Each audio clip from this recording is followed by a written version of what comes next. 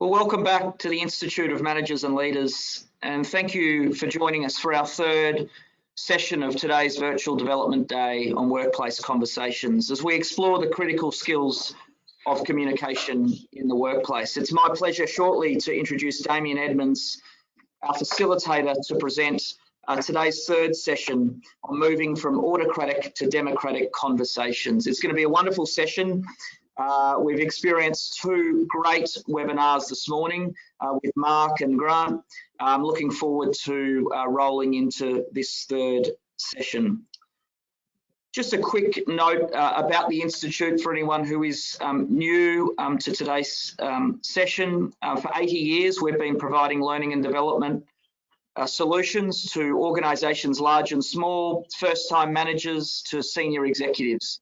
The Institute is Australia and New Zealand's largest membership organisation for management and leadership professionals, and we're delighted to be able to bring you learning and development experiences like today that bring a range of thought, leadership, and a range of thinking to the table that's very, very important for managers and leaders in today's working environment. Today's Virtual Development Day has been fantastically supported by both our membership community, namely our professional and corporate members, our chartered managers, and indeed a range of individuals across both Australia and New Zealand that want to develop their skills as better managers and leaders. We've had 2,800 enrolments representing 350 organisations, and we're going to experience 4 brilliant IML facilitators on 4 very, very important topics for managers and leaders. So thank you once again for taking the time out to join us today. We want to make it a very interactive session. I know Damien wants it to be interactive, and he wants the audience to be involved. So please send through your questions throughout the presentation. Where you've got a lingering question, please type it into the chat box. We've got a specific Q&A session at the conclusion of today's session where we will press Damien on all the tough questions coming out of his presentation. In addition to that, if there are any questions about IML, about membership, about our programs, about what we do from a learning and development standpoint, please email programs@managersandleaders.com.au. That's programs@managersandleaders.com.au. And lastly, everyone should have received their action list for each of these sessions. I know Damien's going to have some very, very clear points and takeaways out of his session. So please have your action list in front of you. You can download that straight off our website on the Virtual Development Day webpage. Additionally, or if you can't find it, please email our programs@managersandleaders.com.au and they will quickly send through that action list for you. It has a stop, start and continue section where we want you to be able to take away some of these really important knowledge, some of this important knowledge that Damien will talk about, and transfer that back into your workplace. So you're translating the learning from today back into really practical outcomes for you in the workplace. That is what underpins everything IML does as an organisation. It's about translating the knowledge back into a skill and back into making your workplace and yourself far more productive as a manager and as a leader. So I hope some of today's content, which is all reflected in our leadership programs, Essentials, Foundations and Accelerate, there are 3 leadership programs. I hope some of today's content will resonate with you. You'll certainly take away some of this learning and reflect it back into the workplace. So let's get into it. In the past, information was fed up the line for a leader to make a central decision. The decision was then fed back down the line for implementation. Ultimately, the result is a parent-to-child approach of communication. Today, no leader has all the answers, and asking well-considered questions of staff encourages education and diversity of response. Frank and earnest conversations mean that staff can express opinions based on their knowledge and experience, ideally without judgment. This can be equally defined as an adult-to-adult conversation. Today, Damien's going to unpack how to apply a conversational style to improve your workplace conversations. Damien is an experienced marketing and business development professional and a dynamic facilitator and coach. Throughout his career, Damien has been involved in the successful development of brands and business initiatives, driving revenue growth, awareness, and engagement. He is in the business of effective communications, and it is great to have him on board as a facilitator of IML. Previously, he has held business development, media and marketing roles within large corporations, including Nielsen Media Research, iCorp Media, Murdoch Magazines, and Zenith Media. Please welcome, and I'll hand over to Damien Edmonds to present Moving from Autocratic to Democratic Conversations. Thanks, Sam. That's great. Look, good afternoon, ladies and gentlemen. Thanks for coming in today. We've got a fairly action-packed afternoon. Marnie's coming after myself. So today we're talking here through moving from autocratic to democratic conversations, and part of that discussion is I was able to listen in on Mark's and Grant's webinar earlier today. Mark was talking through negative behaviour through affirmative feedback, and over a few months, and that was interesting to hear that time frame as well, and feeding forward rather than using feedback, developing through daily coaching. And the vision that stood out for me was that improvement bar that he was showing then. Grant was talking through how to actively utilise disagreements and through using the SCARF model from David Rock, but also establishing some rules for disagreement, what that looks like, and practicing effective disagreement. And that was fascinating to listen in on that. And then this afternoon, Marnie's going to be talking through the influencing performance via assertive communications, or taking that forward. As a consultant and a facilitator, I've been fascinated with the art of conversations for about 30 years. And I'd like to ask you a couple of questions up front. Do you ever come across people who you get along well with at work? And there's possibly a reason for that you get along well with them, is they're possibly just like you. Do you ever come across people at work who really press your buttons? And there's possibly a reason for that as well, and they're possibly just like you in some way, shape or form, although you wouldn't like to admit it. You both have work responsibilities to consider, you both have timeframes to consider, and you're both considering your own perspectives from time to time as well. So how do you manage your workplace conversations moving forwards? Right, so let's get into it. Given IML is all about actionable learning, I thought this quote from Alvin Toffler relevant. The illiterate of the 21st century will not be those who cannot read and write, but those who cannot learn, unlearn, and relearn. And so our opportunity is to, similar to Grant, is talk about that positive mindset and not being able to do it yet, and hoping to bring that growth mindset through as well. So today's theme is that when driving change within your teams, either as manager or leaders, consider your passengers. Humans are pretty incredible, and we can do some pretty amazing things when we combine emotional intelligence and our IQ, our intelligence quotient. And so today's theme is when driving change amongst these people, consider your passengers. The Cambridge Dictionary provides us with a couple of modern definitions. So workplace is where we perform our job, and that's changed over the years. But also conversations, that involves the talk between two or more people. That involves using conversations to express thoughts, feelings, and ideas. And we use conversations to ask and answer questions, and we use conversations to exchange information back and forth. And so being aware that perhaps when you say something out loud, that can either come across as a conversation or perhaps an order, which is a bit of a delicate situation. And so within your own professional career, I'd like to ask you a question now. Have you noticed any shifts back and forth in communication styles along this continuum between autocratic style or democratic style? And I won't get into the specifics just yet, but have you seen some communication shifts along that continuum? And then secondly, what direction have those shifts been?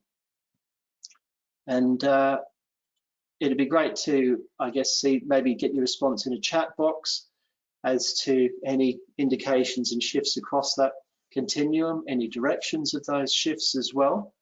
Sam, if you could have a look at those and see whether there's any comments that are coming in.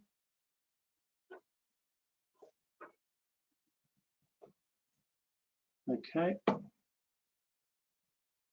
Look at that coming through. So getting your perspectives. Thanks, Sam. Yep.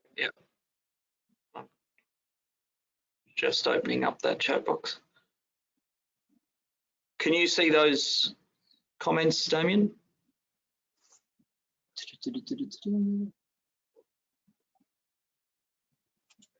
Conversations often start out as democratic but end up in autocratic decisions. Well done. Varies throughout the organisation, comes down from higher in autocratic style. Very much democratic in style. COVID has pushed many to autocratic. That's an interesting point. Sure. Shift towards more democratic conversations. So a bit of a cross. Looks about 50-50. Yeah, great. Across that continuum. Thanks so much for your participation. Great, guys. That's great. Okay. So what's behind this occurrence? Well, just to walk through a bit of a mind map of today's discussion, I'm keen to, the word unpack is such a lovely term and I don't want to overuse it, but look through our evolutionary workplace history. And I'll go back 340,000 years and 12,000 years back to the Egyptian culture. But I'll also talk through is the launch of the internet and a perfect storm of communication technologies. We had three of those technologies come together in the 2002 through to 2008, and that produced customer transparency, time and ideas, and that focus of data turning into information, turning into knowledge and wisdom. So we'll spend a little bit of time on that. I'd like to involve some stories in and around from Vladimir Putin, Angela Merkel, and Napoleon Bonaparte, and that contrast between autocratic and democratic conversations and what that involves. I'd also like today to talk through our Aussie workplace diversity, in particular our culture, generation discussions, gender challenges, education, also remote and urban opportunities there. And then finally, with your conversations, keen to talk through around gossip. There's an exercise at the end, which I can give you through a video, but also looking at your own patience and your own opportunity to use communication for change and leading your team as well in and around those workplace conversations. So that's the outlook today, a bit of a mind map as to what I'm hoping to cover.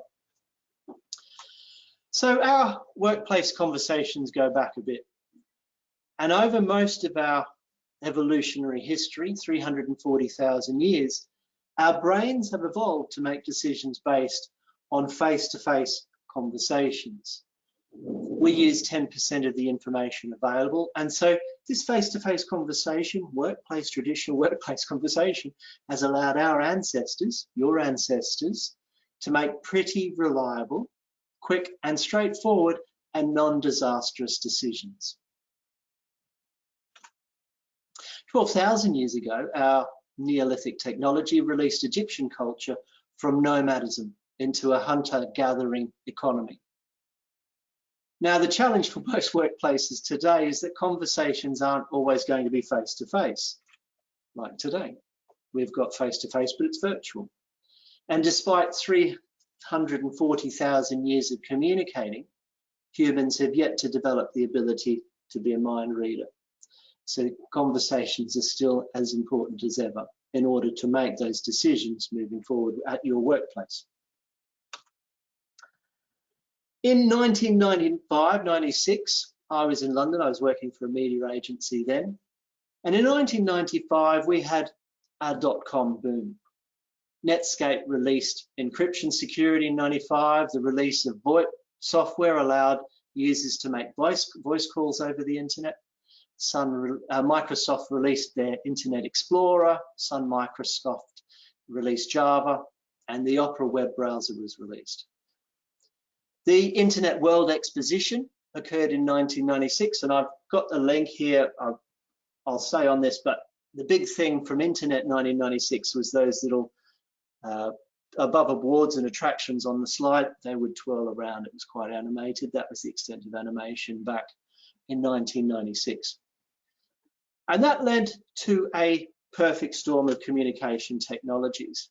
Now, a perfect storm, you might know of the concept. It refers to an event where a rare combination of things come together. And because they do come together, their occurrence aggravates the event, which in turn creates even more impact. And this is an image of Hurricane Katrina, which caused $120 billion US, but it's rivaled up there, top two hurricanes and equivalent to Manila or Filipino typhoons as well. But between 2003 and 2008, a stretch of just 5 years, the Western economy experienced a perfect storm, including 3 transformational technologies. And these technologies put global ideas and data, terabytes of data, directly into hands of customers the world over. And those three digital technologies were social networking, for example, LinkedIn and MySpace in 2003, Facebook and Twitter 2006, and Google Plus in 2007. The second one in 2004 was Web 2.0, and that increased public participation online, interaction and user-generated content on the internet. And the third factor in this perfect storm was the launch of the smartphone, with BlackBerry in 2006, iPhone in 2007, and Android in 2008, creating the perfect storm. Now, as a result of that, it brought those communication technologies together and allowed customers to access market data and make information for themselves. And this drove increased power for customers the world over. This perfect storm of technologies occurred in less than 20 years ago, and I call it the age of transparency. This perfect storm of technologies is also behind the innate amount of data and information for governments and businesses to keep up with ever-changing customer demands. This age of transparency has affected your workplace decisions, our workplace decisions. And it means that businesses now can communicate directly with their customers, and customers can in turn provide their feedback, or as Mark was talking, feed forward. And because of this direct relationship with customers, the role of middlemen is under scrutiny. Customers can now ask publicly, what value do you offer me? And the age of transparency has caused disruption to industries across the globe, and you're well aware of that. According to the Harvard Business Review back in 2012, customers won't really trust you unless you're transparent. But if you become transparent, your competitive advantage proves to be transient. Margins plummet and you're forced to innovate. And that is the transparent age. So how does that affect us in our workplace with our data and our information? Well, today we've got terabytes of information in our hot little hands. And through those smartphones and that Web 2.0 and that social networking, we've got that information all around us. And that's the age of transparency. But our information can only become knowledge when people come together for conversation. And along with everyone else, I've navigated my way around workplace departments, silos and fiefdoms, where people didn't want to come together and share their market information due to a competitive mindset. That was before customers came to the fore and that transparency. So knowledge generally occurs, and I'll just go back to that, with people face to face, and from a personal basis, that face-to-face component allows you to see and hear firsthand from other people how they're interpreting what you're saying. And so that facial non-verbal expressions and that ability to get that intonation up front by having face-to-face conversations. and their reaction to what you say presents you with their knowledge. And finally, over time, this knowledge becomes wisdom because people feel comfortable with you enough to share their information and knowledge again and again. So hopefully that transition from data and information through silos and fiefdoms into knowledge and over time into wisdom. So over the years, we've certainly had some movement along the continuums of style, autocratic and democratic. But that moves us on to services. And did you know that since 2014, 2/3 of the average Australian household budget is spent on services? 2/3. But unlike a product, services are intangible or they're invisible. And as an adult customer, you know when a product fails. But knowing when a service fails is much harder. A service doesn't really exist when you buy it. So how do you know what service quality is? In most cases, you buy a service sight unseen. For example, a haircut. You go in, you don't know what type of haircut you're getting, what quality or level of service you're going to receive unless you've been there before. And the services we use, doctors, dentists, mechanics, restaurants, hotels, business advisors, lawyers, health and aged care services, are provided by adults that we've met, spoken with, or emailed.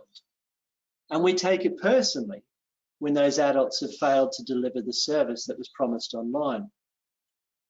How's this relevant to workplace conversations? Well, workplace conversations make services more tangible and give prospects something firm to evaluate, or communities something firm to evaluate when you've got that ability to have those workplace conversations and tangible conversations as well. Businesses want revenue and profitability. Governments want to enact their policy, actions and affairs. And prior to COVID, ideas were the currency of the 21st century. Post-COVID, well, your ideas still matter, but time has become relevant again. So if we go back a couple of hundred years, in 1812, 20 years after the storming of the Bastille and the French Revolution, Napoleon and his democratic army attacked neighbouring countries, including Italy, Austria, Russia and England. His own style of leadership eventually led them to capturing the whole of continental Europe. But after razing 2/3 of the city of Moscow, Napoleon was defeated by Russia on the way back through to Austria. World War II finished in 1945, 76 years ago and 3 generations ago. During most wars over the last 200 years, core industries have built around defence, health, care and the manufacturing of transport, food and munitions. And wartime management developed around a centralised control of information.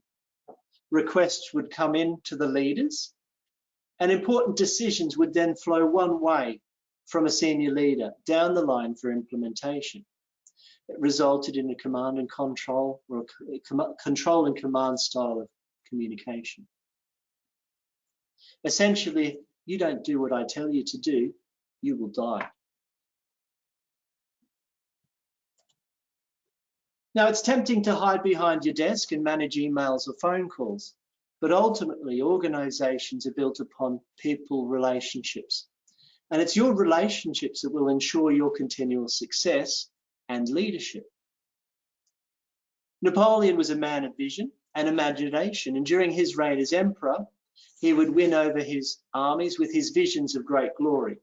He would devise revolutionary military tactics and that were well ahead of any other military leader of his time. And unlike the monarchy that was ruling in France during that time, Napoleon understood the importance of winning people over. He would know his soldiers by name and he would call them as he walked through the camps. He would invite them in for discussion. And so that ability to get to know your team, get to know your people, became important for that leader in particular. So why are workplace conversations important now? Well, in our workplace conversations, when we talk about the same thing, typically we use the same words, and that leads to shared meaning. And as a communications professional, shared meaning is everything, particularly in the workplace. But 2020 was a pretty disruptive year, so much so that the Oxford English Dictionary hasn't presented us with one word for 2020, it's presented us with 16 new words for last year. So along with everything else, our language is also changing as well. And as we've seen, poor workplace conversations can lead to bad things. Is it acceptable for separate workplace incidents involving harassment and assault to occur at the Australian Parliament House? I don't think so. Why also are workplace conversations important now? Rutger Bregman, his latest book, Humankind, was published this last year, 2020, and he proposes that it's time for a different view on humankind. Every progressive idea, including the abortion of slavery, the advent of democracy, women's suffrage, or the ratification of marriage equality, every progressive idea that was once considered radical and dangerous by the mainstream opinion of its time. And his book looks into the equally progressive idea that human beings are by nature selfish and self-interested. And in his book, Bregman states that crises more often elicit compassion and collaboration than competition and aggression. I'd like to take that idea and tell you a story about Vladimir Putin and Angela Merkel. According to Newsweek, when it comes to negotiating, German Chancellor Angela Merkel and Russian President Vladimir Putin have drastically different backgrounds.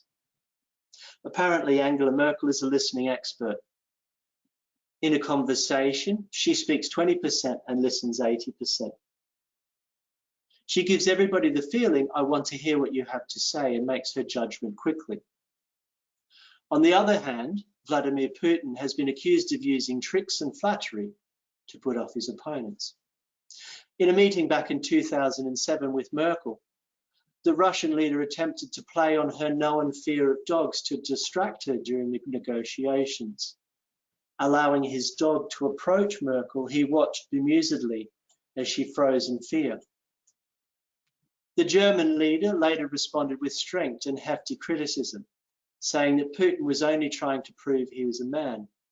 Russia has nothing, no successful politics or economy. All they have is this, Merkel said. Merkel, interestingly enough, has been in her position for more times than any other leader, including Franklin D. Roosevelt. So obviously her leadership style has been beneficial for her. And we all know that revolutionary change occurs when there are cost transformations across communications, energy, and transport technologies. And so following on from the items blue top left here, the perfect storm of technologies, there's an amazing array of new developments ahead of us. So workplace conversations are crucial. And that brings us back to autocratic communications or conversations. So just to be clear, autocratic style of conversation is suitable when supervising or controlling lots of workers with low skills. Or quick decisions are required, for example, at a time of crisis, or transformative changes as well. So low skills and when quick decisions are required. On the alternative side, democratic style of conversation, our leaders today no longer have all the answers. So working in with Mark's and Grant's comments from earlier, I call this approach an adult-to-adult approach, because we all make our own decisions to work for organisations based on their reputations, their career prospects or opportunities, and salaries. Most organisations have clear objectives and limited resources. But effective leaders today communicate their visions to achieve those objectives. They spend time discussing those objectives. Effective leaders today establish values to guide our workplace cultures. And effective leaders establish processes either towards sustaining communities or retaining and attracting customers. Effective leaders today involve staff in decisions, ideally without judgment. That opportunity for, as Grant was talking about establishing rules of disagreement. Effective leaders have crucial conversations where they and their staff can express opinions based on varying experience and knowledge. And just as Mark said this morning, effective leaders coach daily to adjust workplace behaviour. Our workplace here in Australia is also one of the most diverse workplaces in the world, which is certain to affect your own conversations. And I'll give you a few reasons as to why we're so diverse down under. Reason number one, this graph shows the percentage on the right of overseas born Aussies between 1891 and 2018. So you can see that in 2018, 30% of Australian residents were born overseas. And that's the highest point in over 120 years since 1891. 30% of Australians, as of 2018, is 3 times the number of Aussie residents born overseas back in 1948, 10% of Australians then. And an important point to focus on here is that nearly 20% of Australians speak a language other than English at home. So we're culturally different at the moment. Be aware that different workplace cultures converse differently. Akio Morita, pictured here, was co-founder of Sony, and they launched the Sony Corporation along with his partner Masaru Ibuka, launched the Sony Corporation of America in 1960. According to Sony's biographer, when Mr. Morita was in the USA and business people wanted to ask him a question, the American workplace culture valued an autocratic decision up front. As a result, when in the USA, he would have to say yes or no and then give his rationale behind that decision. When he was back in Japan and business people wanted to ask him a question in Tokyo, the Japanese workplace culture valued his time and his ideas. They wanted to hear his reasoning first and his subsequent decision at the end of his explanation. He would have to give his rationale first, then his decision, yes or no. On that same topic in around cultures, in his book 21 Lessons from the 21st Century, Yuval Noah Harari discusses 2 countries, Coldlandia and Warmlandia. And these fictional nation states have many cultural differences, especially regarding the subject of human relationships and conflict.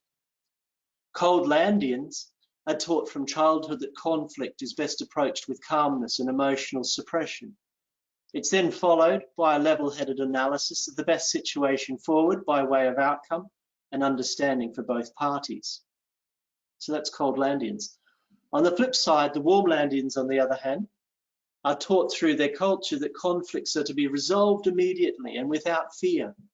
In their world, it's ideal to get release of one's emotions, to yell and tell the other side exactly how you feel at that time.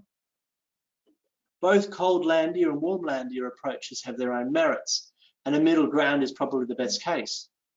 But the point of the story is what happens when a Coldlandian tries to assimilate to Warmlandian culture, or vice versa.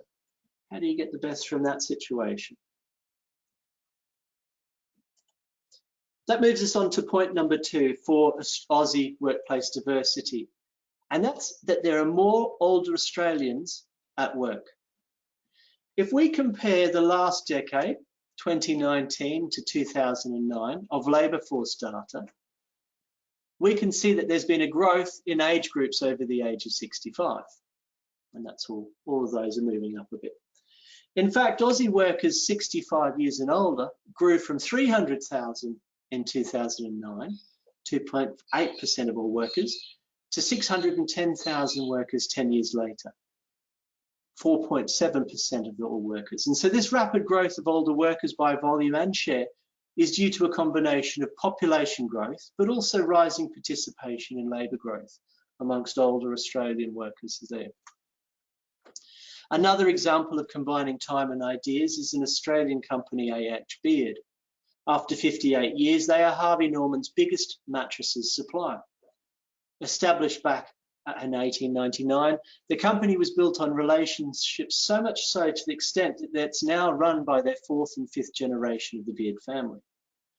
Imagine having honest workplace conversations with family members of varying ages who are just as passionate as you are about the vision and the outcomes for your organisation. What degree of language formality exists in your workplace? Be aware that more formal language is associated with other cultures and generations. It involves tact and respectability, correct terminology, and general pronouns such as one or they.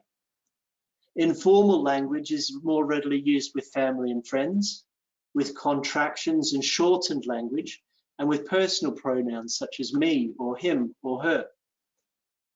So I suggest getting clear about the etiquette in your workplace for conversations, including meetings, emails, and one-on-one discussions, because that formality continuum was also something to be interested, or there's respect and opportunity there to get better relationships coming across your formality. Reason number 3 for workplace diversity is gender equality.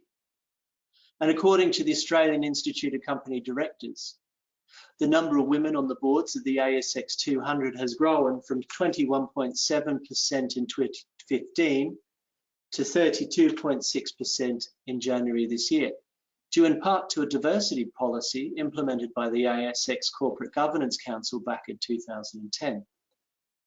Increasing the number of women in corporate leadership positions is also likely to significantly increase financial returns for those organisations as well.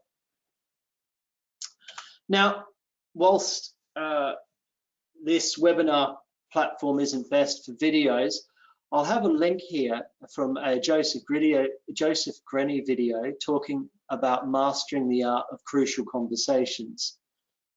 And he's saying really, and it gives an example of a doctor and a nurse and having a crucial conversation about a third party, a patient and their family. And he comes out with different language to what she would have expected. The power here is understanding that the health of any relationship is the time between identifying and having that conversation. And so that ability of proximity or closeness within a team between identifying that issue and having the conversation. Because we've all got high stakes on the table as we're going towards a goal. And when we're working alongside with other people, that vision of a super awesome goal will always have to overcome crucial conversations, simply by the very nature of achieving that goal. So I can send that link to you as well as part of that discussion. That'll be in the notes. Reason number 4 is that Aussies LGBTIQ+ community is growing, and a few things to highlight from the study back in 2011. At that time, 11% of Aussies were expected to have a diverse sexual orientation or gender identity. The number of same-sex couples had tripled over 15 years prior. In 2011, 6,500 Aussie children were living in same-sex couple families. And 39% of LGBTI Aussies hide their sexuality or gender identity at work. And due to the lack of comprehensive publicly available information available here in Australia, or data in Australia, it's difficult to accurately estimate the makeup of the LGBTI population at the moment. Aussies are increasingly becoming urbanised. In 1911, 1 in 3 Aussies lived in capital cities. The proportion of Australia's population living in the capitals first tipped over 50% in 1944, in line with increasing urbanisation the world over. And by 2016, 2/3 of the population resided in the capitals. Interesting also, since 2016, Australia is now one of the most urbanised countries in the world, with almost 90% of our population living in urban areas. So democratic styles of conversation. I've seen firsthand how a democratic conversational style can improve a leader's credibility, can improve staff engagement, and reduce staff absenteeism and turnover by improving a community or customer satisfaction. That third view existing for that third view, not on behalf of myself or the other party, but a wider view. So consider managing your team's performance as opposed to performance managing your team. And some of that might be, and we're sort of moving through here now, is being able to open up in different ways. What's stopping you from conversation? And a good leader knows their people, including their names and what they're doing well. And so taking on board some of the comments from Mark and Grant early, being able to look at those positive affirmations throughout 3 months of positive affirmations, or getting to understand the people that you're working with and what they can add to that conversation. Gossip, be aware of gossip. And that gossip, as humans, gossip begins at the age of 5 with preschoolers, and they're sharing information to help friends decide on cooperative partners. We humans are naturally sociable, and our actions are often focused on fitting in and helping others to fit in. So gossip builds and maintains a sense of community with shared interests, information, and values. For example, if you hear one person in your workplace gossip about how another person always arrives late, could it not serve as a good reminder to you that it's important within this workplace that people turn up on time? The opportunity with gossip is to keep it positive. Working from home aside, the door close button in a lift involves more patience than you would have first thought. Did you know that passengers have not had actual control over lift doors since the 1990s? Lift doors are required by legislation to stay open long enough for anyone to get on board, including people with crutches, canes, or wheelchairs.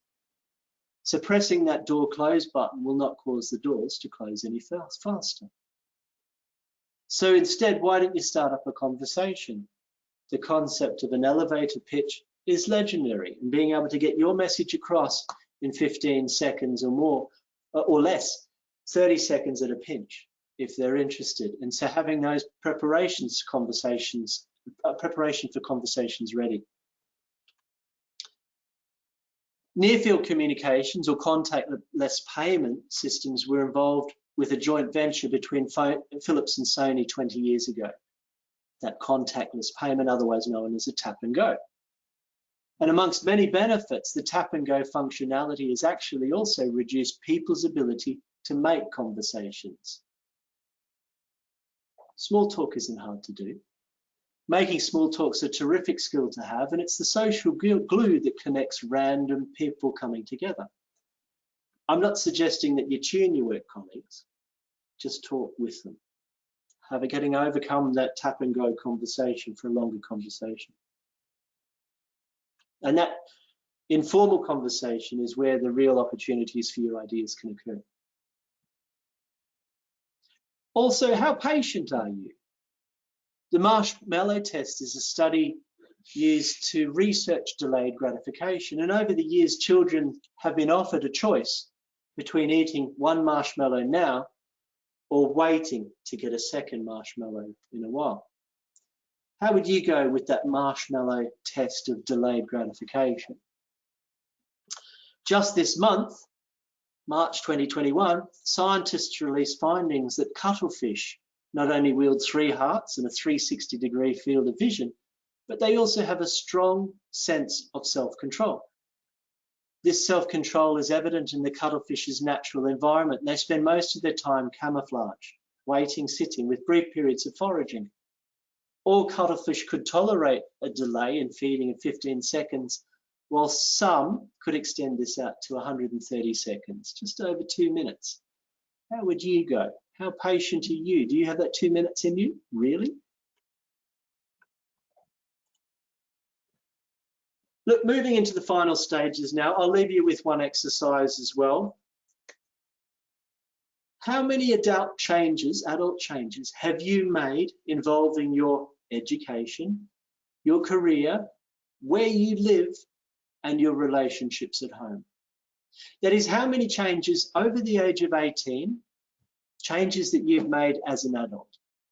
These need to be changes longer than 3 months in duration, 12 or so weeks, where you've had to live with the effects of your decision. the effects of your adult decisions. I've presented this exercise to many people over the years. Some say they've made 10 or 11 adult changes over their lifetime. On the other side of the continuum, some said they've made over 60, 70 changes, adult changes over their lifetime. The overall fact is that people like change where they have some involvement in it. So as a leader, when driving change, consider your passengers. As a leader, when driving change, consider your passengers. Now you know a lot more around autocratic and democratic styles of workplace conversations. So if you're to pick up your action plan, what would you take away today? What can you start doing? What can you stop doing? What will you continue doing in your workplace to enable better conversations to occur? Again, that's the areas that we've been covering today. I'm sure there'll be some questions ready to go. Let's get on with those.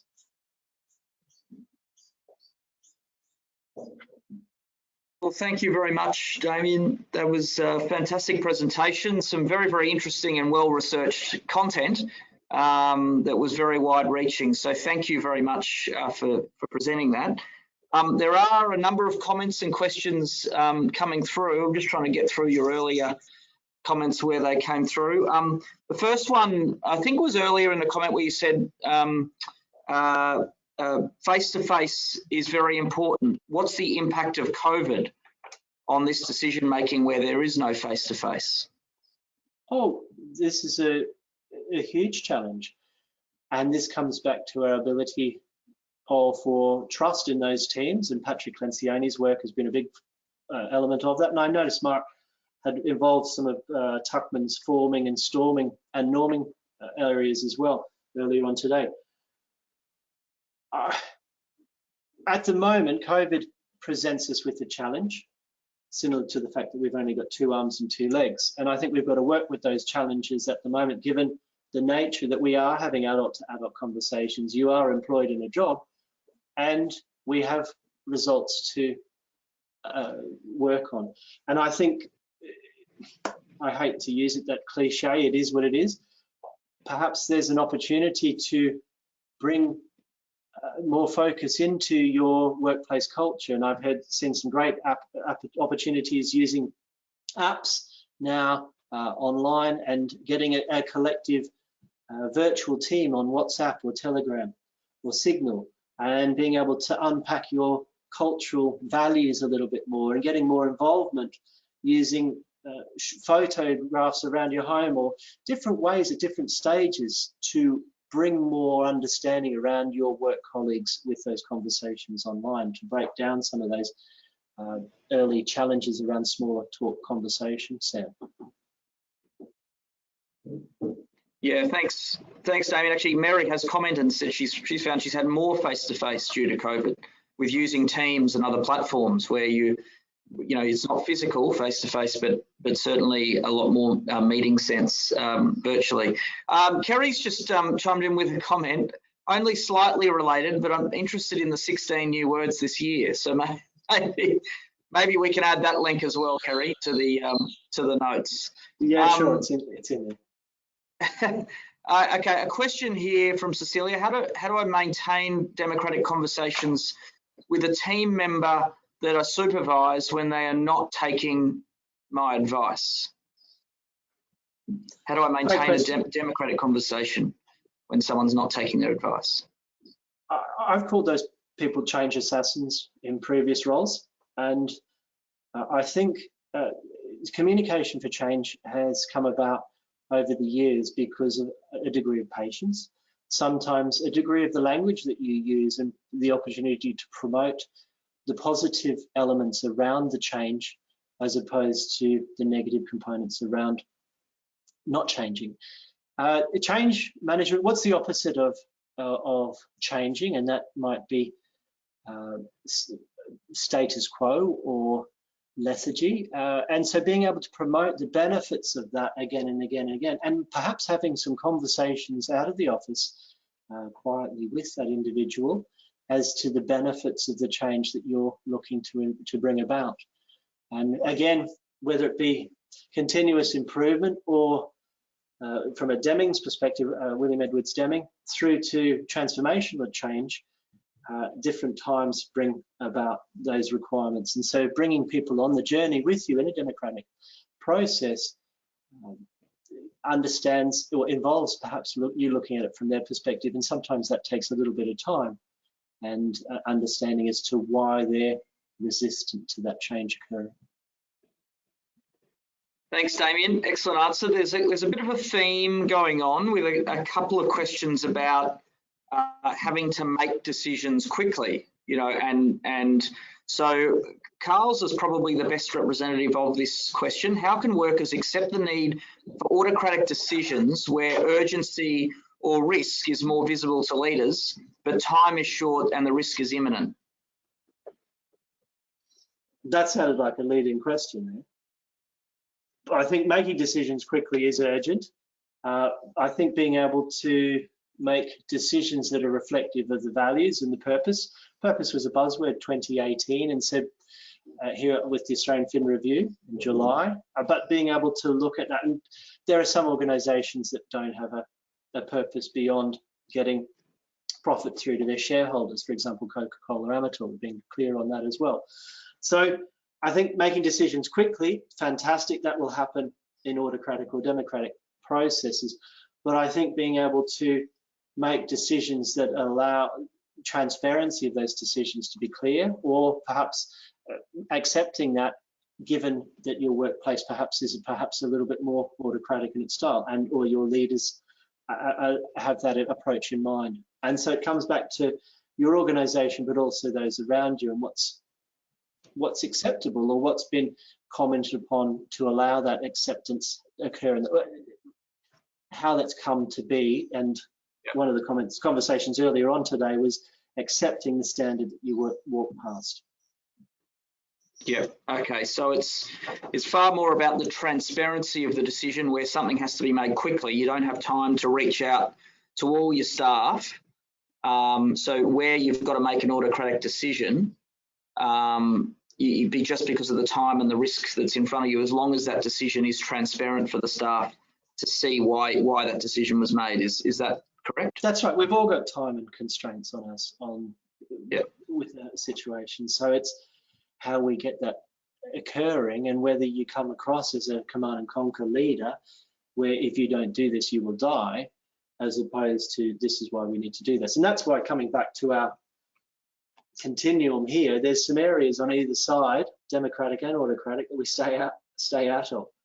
So there's probably more of a, if we're over discussive in our democratic style, we won't get anything done. If we're over autocratic in our communication style, conversation style, you won't get anything done as well. Yeah. Trying to understand where those lines are and etiquette around behaviour. Okay, thanks, Damien. The next question: how do you have democratic conversations with a passive-aggressive person? Look, that's a great question, and I'm hoping Marnie can clarify that with her assertive communication piece after me. Yeah. And balancing that line of passive or aggressive communications and how to walk that tightrope. A question here, I think you raised in the presentation, Australia's demographics in having older people. Is there a difference between decision-making approaches from older people to younger people? Is this generational, or is it a constant difference but based on more experience? That's a good question. I think you're still going to get drivers, irrespective of generational trends. You're still going to get people who are more task-focused, perhaps, and there's that variance between task or people-focused, but also urgent or considered. So you still get that broad brush of groupings of people, irrespective of generation, I think, Sam. So I don't think that's changed. But I think the ability to what presses their buttons, and particularly as a driver these days, is more of a considered approach. And the fact that nobody has all the information these days, and so you've got that through that collaboration. You've got to find out that information and get that to the table. And even Stanley McChrystal and teams has acknowledged that as well from a defence perspective. Damien, thank you very much for answering that question. We've got a lot of comments here that are reinforcing the value of today's webinar, so thank you very much. I think we're just about there on time.